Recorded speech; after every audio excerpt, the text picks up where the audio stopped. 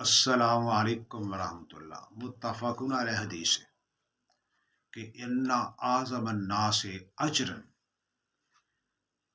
ابعدهم الیہا ممشا، کہ نماز میں زیادہ ثواب کس کو ملتا ہے؟ فرمایا اس کو ملتا ہے جو زیادہ سفر کر کے مسجد کی طرف آتا ہے، نماز کی طرف۔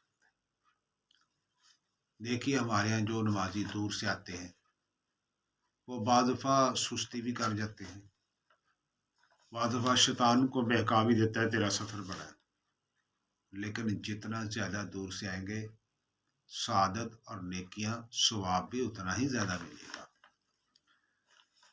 اس لیے یہ مت سوچیں کہ مسجد دور ہے تو میں گھر میں نماز پڑھ لوں، مسجد دور ہے چلو میں جماعت سے نماز مستقل پڑھنا بند کر دوں، ہمیشہ ہی گھر پڑھ لوں۔ یہ عادت چھوڑیں، مسجد میں آئیں، جتنا دور سے آئیں گے ثواب زیادہ ملے گا۔